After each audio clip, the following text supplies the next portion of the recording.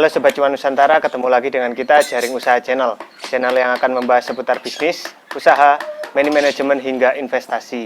Kali ini saya akan liput usaha tetangga saya ini yaitu usaha kerajinan ukir kayu ya Pak ya. Ya, oke. Jangan lupa untuk klik like, komen di bawah, lalu subscribe di channel kita Jaring Usaha.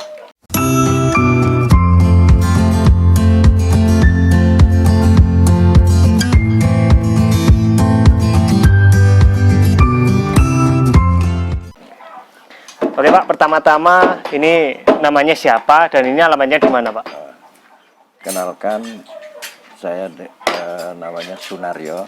Sunaryo. Ya, Sunaryo. Alamatnya di Dusun Kertosari, Jalan Watugo, Desa Wonosobo, Kecamatan Srono, Banyuwangi, Jawa Timur. Banyuwangi, Jawa Timur. Nah, ini usahanya kan bergerak di bidang kerajinan kayu ya Pak ya? Oh, iya. Ini sudah berapa lama ini Pak? Kalau mengawali terjun ke bisnis jasa seni ukir ini berawal mulai tahun 1995. Wah, 1995. Ya, lumayan lama.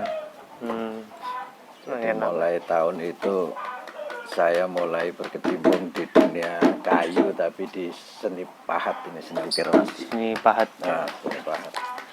Lalu ceritanya itu bagaimana Pak? Dulu kok bisa tertarik dengan seni pahat atau seni ukir kayu ini? Awalnya begini, saya itu mungkin jiwa seni. Dan saya tidak nyangka kalau ukiran ini menjadi pekerjaan saya yang pokok. Jadi awalnya hanya menyalurkan hobi. Oh, hanya menyalurkan hobi. Jadi berawal dari hobi, menekuni, dan di sana itu saya mendapat kenyamanan di seni, dan sampai saat ini ternyata bisa menjadi pekerjaan mas. Gitu. Bisa menjadi rezeki ya Pak ya sampai sekarang. Berarti lumayan, bukan lumayan lagi, sudah lama sih berarti dari 95. Jadi untuk letting saya itu tahun-tahun itu ada yang sudah meninggal gitu ya. Jadi termasuk lama lah, mulai tahun 1995 itu awal saya merintis atau menyukai dengan seni pahat ini. Oh ya. Nah berarti dulu pernah sekolah seni Pak? Atau otodidak atau bagaimana? Untuk seni saya itu otodidak. Tapi basicnya sebenarnya seni lukis saya itu dulu, mulai SD mulai seneng lah gitu. Seneng seni, tapi seni lukis. Kalau seni ukir ini ya itu berawal tahun 95 saya mencoba mempelajari dengan otodidak. Alhamdulillah sampai sekarang ini bisa jalan gitu. Jadi otodidak untuk seni pahat ini ya, otodidak. Nah, yang dihasilkan dari sini itu pahat apa aja, Pak? Produknya apa aja, Pak? Kebetulan kalau sengaja produk, terus terang jarang-jarang. Tapi yang banyak saya itu menjual jasa. Adapun apa saja, itu tergantung order lah. Bisa pintu, bisa jendela, bisa gitu.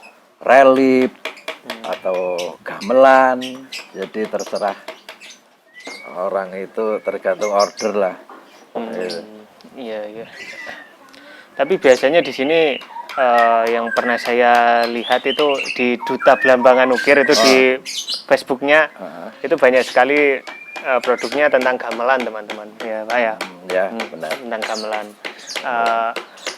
Kemarin itu saya sudah mewawancarai Mas Ridwan, yaitu pengusaha gamelan yang rumahnya ada di sebelahnya Pak Naryo ini kemarin itu.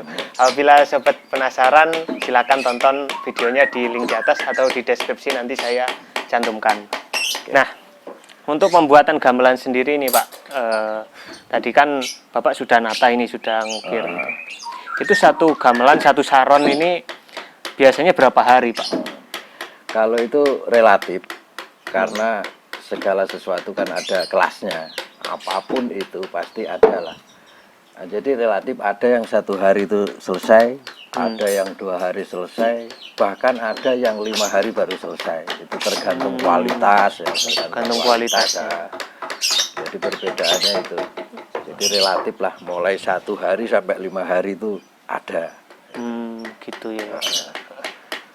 Nah, untuk menentukan kualitas itu sendiri itu apakah dari kerumitannya atau halusnya atau bagaimananya, Pak? Ya, kalau bicara dari seni ukir, kualitas itu pertama, Mas, motif juga mempengaruhi ya. Jadi dari masing-masing motif itu juga mempengaruhi, kemudian sedikit banyaknya item ukiran itu sendiri juga mempengaruhi. Jadi motif, banyak sedikitnya ornamen yang kita kerjakan itu sangat mempengaruhi. Kemudian dalam atau enggak itu juga mengaruhi. Di situ yang membedakan. Sama besar kecilnya produk ya, Pak? Ya, Itu juga mempengaruhi. Juga mempengaruhi. Nah, kalau yang Bapak kerjakan ini di saron yang Bapak kerjakan ini tadi, ini termasuk motif yang susah apa enggak ini, Pak? Anda kalau yang lagi saya kerjakan tadi standar lah. Nah, standar, enggak begitu rumit, kelasnya sedang, umum. Ini pengerjaan sudah berapa hari nih, Pak? Kalau untuk mengerjakan gamelan ini, alhamdulillah, kayaknya setiap hari saya mengerjakan karena kebetulan kami kerjasama dengan Pak Ridwan itu rumah produk gamelan. Iya, iya. Jadi kayaknya selalu kontinu. Selalu kontinu ya. Kontinu ya untuk khusus gamelan ini tidak pernah telat lah. Nah, itu sobat. Uniknya di dunia usaha seperti itu. Kita bisa sebenarnya bukan berkompetisi ya, Pak ya, tapi lebih ke berkolaborasi ya, Pak ya, untuk menciptakan suatu hal baru yang lebih mendetail mungkin diserahkan kepada ahlinya. Iya, karena seni itu, Mas, seni itu rata-rata kalau orang itu jiwa seni itu pertama berkarya dulu. Berkarya dulu semaksimal mungkin dengan dedikasi yang tinggi. Kalau uang itu kan otomatis nanti mengikuti. Ya. Nah, itu. Iya. Jadi seni itu perbedaannya di situ. Indah lah, pekerjaan seni itu indah sekali. Karena juga hobi. Hobi. Jadi pasti dikerjakan dengan ikhlas dengan dan senang hati. Penuh cinta ya, Pak ya. Benar. Oke, untuk produknya sendiri di depan kita ini ada juga barong-barongan. Oh ya, benar. Barong-barongan. Barong khas Banyuwangi ya. Khas Banyuwangi ya. Tempo dulu. Iya. Makanya sederhana sekali ya. Untuk kayunya sendiri nih, Pak. Ini memakai kayu apa ini, Pak? Kalau untuk barong kayunya standarnya tuh nangka. Kayu nangka. Barong gamelan juga nangka lah. Sesuai dengan budaya Jawa. Rata-rata pakai kayu nangka kalau untuk bunyi-bunyian. Oke. Untuk saronnya sendiri, Pak, gamelannya sendiri ini pakai kayu apa yang Bapak kerjakan ini, Pak? Kalau ini kayu mahoni. Kayu mahoni. Untuk rancak gamelan ini kebetulan kemarin Mas Ridwan pakai kayu mahoni. Jadi untuk gamelan itu kayu mahoni bisa, tapi yang bagus itu nangka. Yang bagus nangka. Nangka. Ininya itu. Itu juga berefek dengan suaranya juga ya, Pak? Katanya sih begitu. Makanya kan orang Jawa itu kalau bikin alat musik itu rata-rata itu pakai kayu nangka. Pakai kayu nangka. Mungkin nangka itu sendiri mempunyai kualitas lain dalam konteks vibrasi mungkin itu ya, untuk getarannya bagus. Dengan alat musik tradisional ya. Tapi kalau untuk ukirnya sendiri nih, Pak, biasanya yang bagus itu kayu apa, Pak? Kalau untuk ukir yang bagus itu pertama jati ya, itu bagus, nangka juga bagus, mahoni juga bagus. Jadi intinya kalau untuk seni ukir janganlah pakai kayu yang lunak, Mas. Jadi semakin keras semakin bagus. Intinya itu. Karena seratnya padat ya, Mas. yang pertama-tama jika ada bahan atau kayu polos gitu, untuk mengukir pertama kali itu apa yang dilakukan, Pak? Yang jelas pertama itu gambar, Mas. Jadi Menggambar dulu. Iya, menggambar dulu kita mau bikin apa sesuai order. Yang jelas kita gambar. Kalau perlu emal, dibikin emal dulu bisa. Nah, kemudian kita emal pada media yang akan diukir. Ya itulah kemudian bisa proses pengerjaan untuk ukiran itu sendiri. Iya, iya. Nah, kalau sudah diukir seperti ini, Pak, nah seperti ini habis ini diapakan, Pak? Apa dihaluskan atau bagaimana? Ini finishing ya namanya, Finishing. finishing. Ini kan untuk standar habis diukir begini. Polosan, kemudian paling ya yang jelas digosok. Kalau yang sifatnya pakai cat seperti mobil lah, digosok dulu. Ada yang kurang rata mungkin diberi sedikit dempulan, kemudian langsung bisa finishing. Gitu. Nah, kalau permintaan pasar ini, Pak, untuk akhir-akhir ini sebagian besar permintaan produk yang seperti apa, Pak?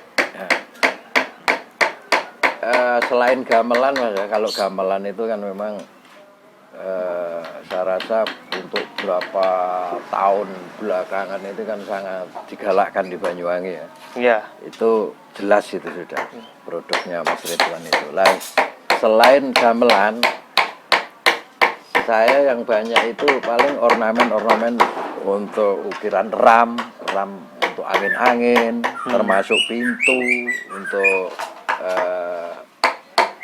ornamen rumah yang banyak itu. Jadi untuk pintu, jendela, intinya properti rumah, eksterior dan interior itu yang banyak. Eksterior dan jalan. Pernah ada orderan daerah terjauh, Pak, mungkin? Iya ada, Mas. Jadi kalau yang banyak sih lokalan untuk Banyuwangi ya. Tapi pernah juga di Kalimantan, terus Sulawesi, pernah. Apalagi ini gabung dengan rumah produk gamelan, ya pernah ke Papua, Sumatera, itu pernah lah. Seluruh Indonesia pernah berarti ya? pernah. Itu. Nah, untuk dari pemerintah sendiri, Pak, ini kan sekarang marak-maraknya ini di Banyuwangi dengan gencarnya promosi pariwisata dan lain-lain. Ini berdampak nggak sih, Pak, untuk usaha ukir ini, Pak? Walaupun kecil, efek dari promo-promo itu ya pernah merasakan lah, jelas terasakan gitu. Berarti mungkin lebih sering diperkenalkan lagi, mungkin lebih dipromosikan lagi. Pak, untuk pengukirannya sendiri ini kan saya lihat pakai apa ini? Pakai alat-alat tradisional ini, Pak. Benar. Ini apa namanya, Pak? Kalau yang ada di depan kita ini, Pak? Nah, kalau ini namanya, kalau bahasa pahat ukir ini kol. Dan kol ini nanti ukurannya mulai dari 6 cm ke bawah sampai 1 cm ada, Mas. Jadi ini namanya kol. Kemudian ada lagi yang namanya ini, kalau bahasa Jepara ini pengukur, bentuknya lengkung kayak begini. Ukurannya gitu, mulai dari yang besar sampai yang kecil. Jadi untuk pahat ini ada lagi yang tatang lurus. Ini bahasanya kalau orang Jepara penilat. Ukurannya sama, besar sampai kecil. Jadi 3 pahat ini yang menjadi dasar pahat ukir di mana itu. Kalaupun ada tambahan sedikit lah. Oh iya.